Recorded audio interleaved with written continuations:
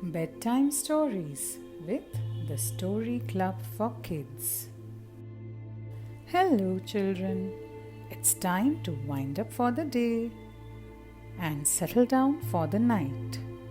I hope all of you have brushed your teeth and are ready for bed. Now, let's begin our first bedtime story for tonight. Tonight, we start a new series of detective stories. Tonight's story is called Detective Daisy and Detective Jack, the case of the missing teddy bear. It was a sunny Saturday morning in the small town of Brightwood. Detective Daisy, with her bright red hair tied up in pigtails, and Detective Jack, with his blue cap always on backwards, were playing in Daisy's backyard. They were best friends and the town's youngest detectives, always ready to solve any mystery that came their way. Today was no different.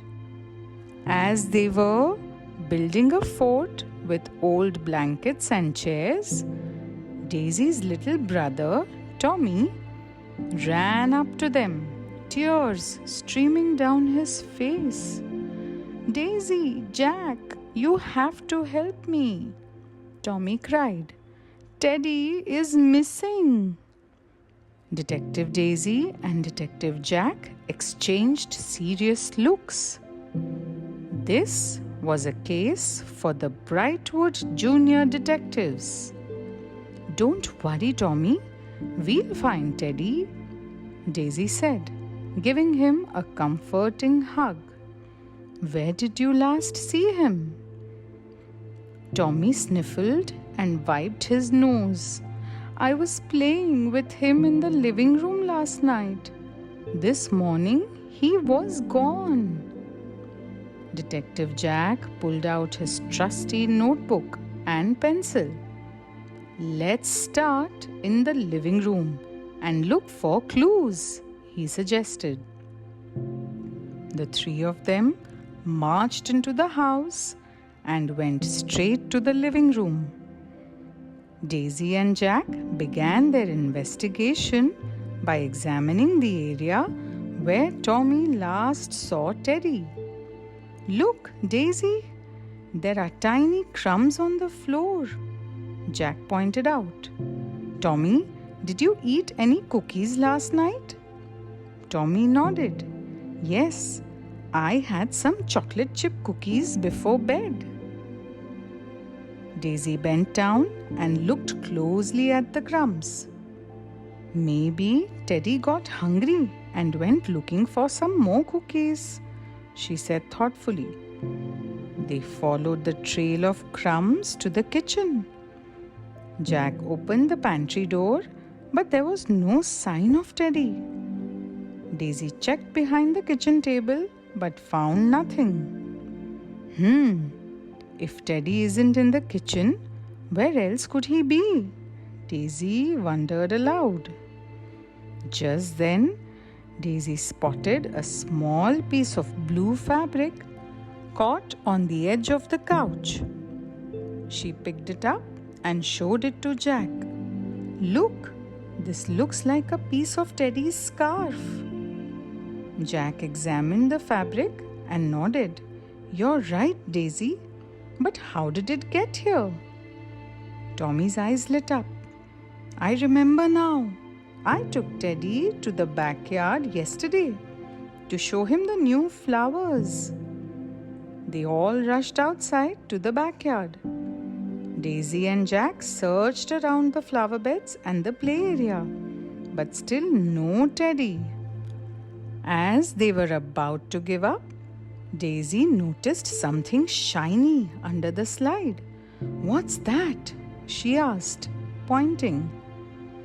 Jack crawled under the slide and pulled out a small shiny button. "This must be Teddy's button eye," he exclaimed. "He must have come this way." They followed the trail from the slide to the sandbox. As they got closer, they heard a giggle from the other side of the yard. They turned to see Daisy's baby sister, Lily, toddling towards them, holding something in her tiny hands. "It's Teddy!" Tommy shouted, running over to Lily. Surely enough, Lily had Teddy clutched in her little arms. She had been roaming around with Teddy all over the house and in the backyard, with her clumsy little hands bumping against furniture and toys and leaving little clues behind about where Teddy had been. "Good job, Lily," Daisy praised, gently taking Teddy from her.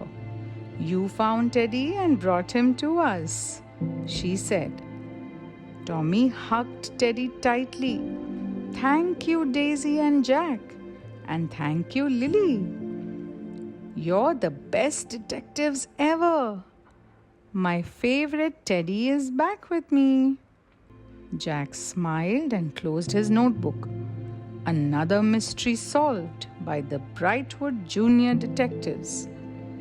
Daisy and Jack high-fived each other, proud of their teamwork and determination.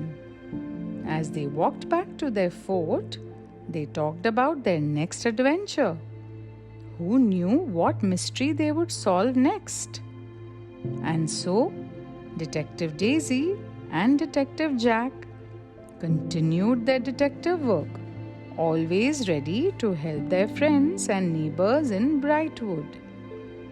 Because no mystery was too big or too small for the Brightwood Junior Detectives. The end. Coming soon, Detective Daisy and Detective Jack, the case of the missing marbles. And that's all for tonight. Good night, sleep tight, and don't let the bedbugs bite. Bye bye, children.